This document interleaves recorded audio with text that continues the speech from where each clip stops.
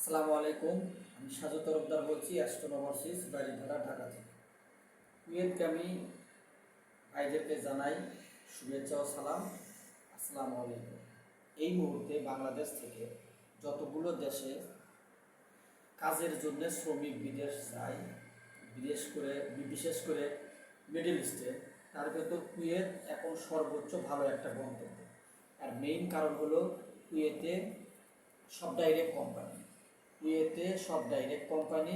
উন্নত মানের স্যালারি, স্বল্প সময়ে প্রসেসিং। কুয়েতে এই মুহূর্তে দুই ধরনের কাজ অ্যাভেলেবল আছে।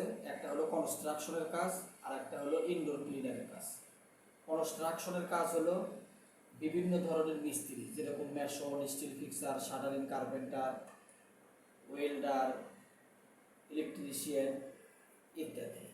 এদের বেতন হলো 150 কুয়েতি দিনার, 8 ঘন্টা ডিউটি প্লাস ওভার টাইম। কিছু কোম্পানি আছে থাকা খাওয়া সব কোম্পানি বহন করে, আবার কিছু কোম্পানি আছে খাওয়া নিজ, বাকি সব কোম্পানি বহন করে। 8 ঘন্টা duty plus over time. Construction helper যারা, তাদেরও 120 কেডি বেতন, 8 ঘন্টা ডিউটি প্লাস ওভার টাইম, খাওয়া নিজ, বাকি সব কোম্পানি। কুয়েতের কিছু কোম্পানি আছে খাওয়া কোম্পানি বহন করে, আবার কিছু কোম্পানি আছে খাওয়া নিজে। এই হলো আপনার কনস্ট্রাকশন সাইট। যারা কনস্ট্রাকশনের কাজ করতে ইচ্ছুক, মিস্ত্রি এবং হেল্পার, তারা এই কাজে যেতে পারেন। এখানে মিস্ত্রিদের বেতন মিনিমাম 60,000 টাকা বেসিক, তারপরে 8 ঘন্টার পরে ওভারটাইম। হেল্পার যারা, তাদের বেতন বাংলাদেশি টাকা 48,000 টাকা বেসিক, তারপরে ওভারটাইম। তো সব মিলে ওভারটাইম প্লাস বেসিক মিলে খুব ভালো একটা ফিগারের টাকা আপনারা মাস শেষে বাড়িতে পাঠাতে পারবেন যারা কনস্ট্রাকশনে কাজ করবেন। এখন আপনার ইনডোর ক্লিনারে কাজ হলো বিভিন্ন ধরনের ব্যাংক, হসপিটাল, অফিস, তারপরে শিক্ষা প্রতিষ্ঠান, এরকম ইনডোর ক্লিনিং জব।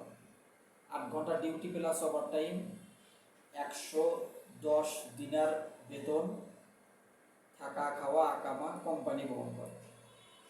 তো সেই ক্ষেত্রে দেখা যায় একজন ইনডোর ক্লিনারের যে কাজ করবে, সেই কর্মী মাসে 110 দিনার মানে 44,000 টাকা বেসিক, তারপরে ওভারটাইম আছে, এবং থাকা খাওয়া A to Z কোম্পানি বহন করবে।